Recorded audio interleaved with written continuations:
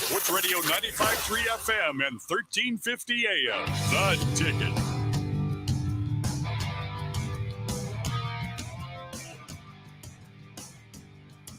RealPaint.com studio, Prater in the ball game. Download that new and improved KTIK Sports Radio app on your phone. Prater, DJ Schramm, the good, the receiver core. Can I just say the bad for Boise State? Certainly the unimpressed so far, but DJ Schramm, hell yes, he's good. Spencer Danielson talked yesterday about what might be the best player on this team so far this season and maybe the most popular.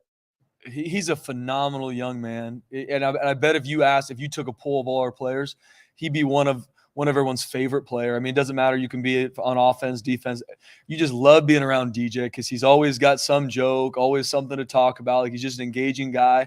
And to your point, Jay, I mean, he's paid his dues. And even last year, backing up Zeke, got some good run, but not even close to the extent he did now. And in the offseason was not the guy coming to my office, coach, I want to play more. Coach, I should be starting. The move to move him to Will was something we talked about as a staff because of how he just kept prepping and training and the play he had. And it's like, we got to get this guy in to be one of the starting 11. But all he does is work. From how he preps, he's probably up there right now studying film, saying, I mean, that's just who he is. No different when he's in the classroom. He gets great grades because that's, as a competitor, you don't know how to turn it off, right? If I'm in class, I'm going to do a really good job in this class I'm in. If you're on the football field prepping for a game, it's going to be the same. And so it just does my heart a ton of joy because I love DJ. I love all these kids, but DJ is just a phenomenal young man. Seeing him, the hard work that he's put in, and he's been a warrior this year. I mean, he plays a ton, and we put him all over the place, and he lives in that training room, and he gets his body ready to go show up on game day. And still's got a lot that he can improve on and grow in, and no one wants to improve that more than himself, right? He's up there finding a way to continue to take steps. DJ Schramm started with this Boise State program in 2018. He started playing in 2019. I don't think he's missed a game since ball game. He's played in every single game. He's never been a rock star. He's never been a household name. He's a household name now, maybe the best defensive player on this team. To your point, maybe the best defensive player in the Mountain West. And for him, it's all about the family business. Well, he had a really good offseason. He got his body prepared. He got his body in shape, and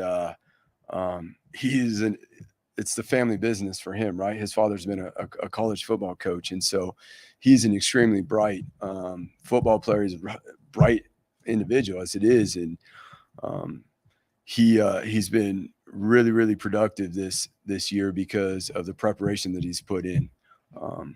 We spoke about it early on coming out of fall camp. He had a really, really good fall camp and did some things that now that everyone else is getting to see. Why did he win the Will linebacker position? We can all see it now.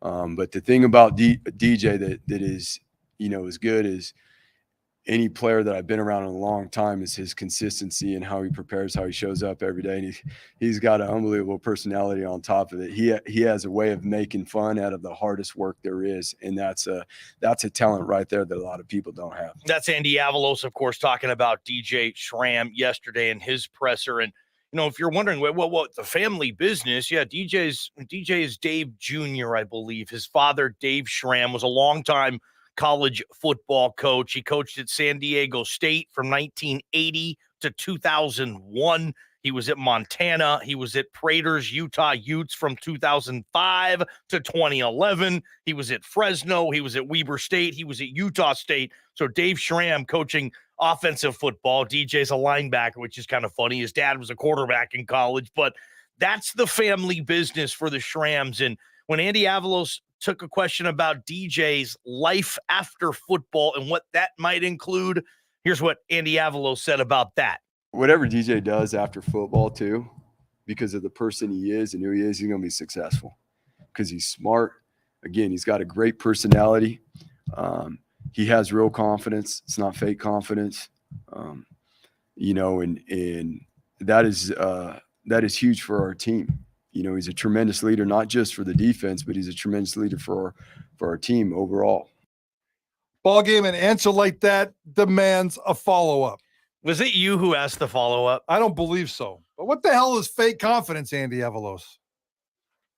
Well, let's just say this, that like in life, sometimes the fake positives get put on blast real quick. And DJ is a guy that can handle a lot of different things, whether it's a mental, a physical, and that's like we've spoken about. That's been developed over his time, how his parents raised him, and the things he's been able to do here with his experience. Fake confidence, Prater. I've sensed some fake confidence with you every now and again. JP probably every damn day.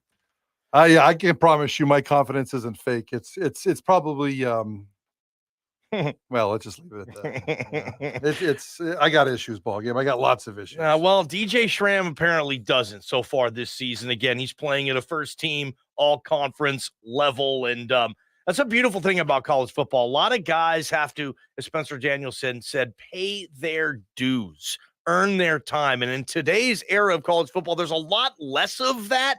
But DJ Schramm is a glowing example of paying those dues. It sucks getting behind Riley Wimpy and Zeke Noah for 5 years, but that's what he was looking at. Let's get to the receivers, Prater, and the good and now kind of the not so good. Yeah, how would you describe the receiving core? Yeah, the wide receiver production has not been good. It's been very stagnant at best, and I'm not even sure what it's going to look like moving forward. If we're about ready to do here in about a half hour, you and I are going to have a segment. We're going to get after it hard.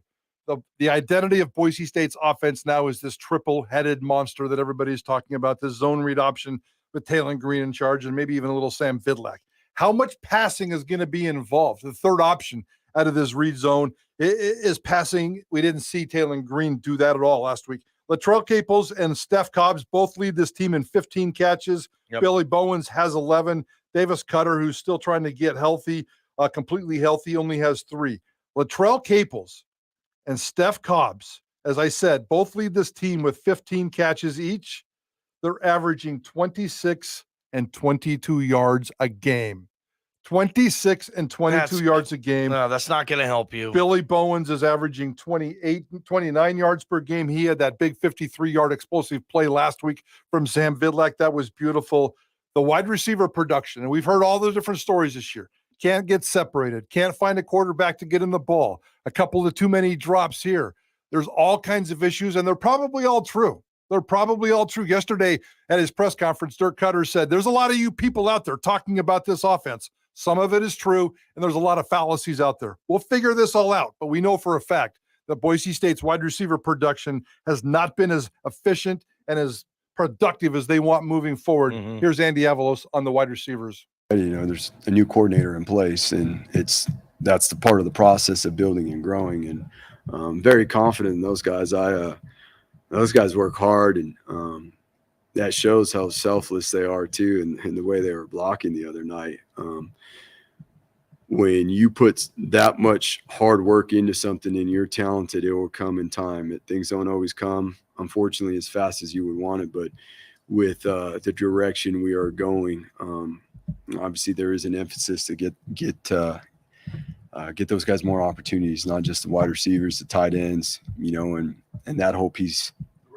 All right, there's Andy Avalos again on the receiving core. And, you predicted Billy Bowens to lead this team in catches. Our buddy BJ Rains at Bronco Nation News said it would be Static Cobbs. And what a little race we have.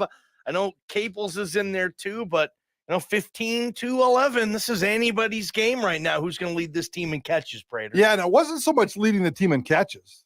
I can't remember exactly what word we used, because don't forget, look at Billy Bowens has more receiving yards than anybody else. Okay. So he doesn't have a touchdown yet. No touchdowns, and the other guys have a couple of them. So this is kind of a catch, yards, touchdown situation. And Latrell Caples and Steph Cobbs are taking care of business. But my boy, Billy Bowens, who we had a chance to talk to today, that dude is fun. I want that guy to hang out at my parties. I want that guy to sit on my couch and talk football with. He's a lot of fun. We're going to hear more from Billy Bowens later on, but Billy Bowens, the most explosive player on this wide receivers group. I need a little more production out of you, bud. Yep, that's going to be maybe Saturday night against Fresno State. We'll see. I mean, I wonder what Dirk Cutter's going to do to be able to scheme the passing game and get it respectable, get it pretty good. I don't get it to where it's something that opposing defenses have to be scared of. I'm not saying that there's no chance for this receiving core. Oh, I would agree with that. Yeah, I still think there is a shot for this receiving core to play good football, Mountain West, high-level Mountain West football, and help this team, again, compete for a Mountain West championship, which is crazy. We're singing this tune compared to what we were singing last week, but here it is. No, the tune. And I like this beat, Prater. Here we go. I don't disagree with you.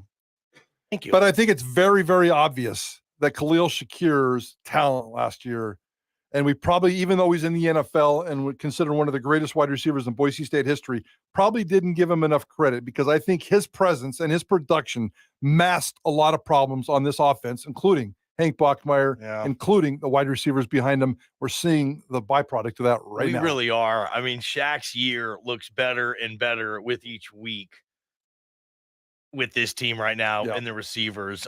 Great stuff. Prater in the ball game. Boise State, DJ Schramm, good receiving core, get better. Like we're talking about here. JP, why don't you tell us about Tom Brady's wife, Gisele Bündchen? Is she entering the transfer portal? Come on, JP. Let's talk about this. My heart's skipping a beat. I'm worried here, Prater. Bonefish Grill coming up on Rock Jocks and Pop Culture, too. We're Prater in the ball game. This is Idaho Sports Talk. This is Idaho Sports Talk with Prater in the ball game on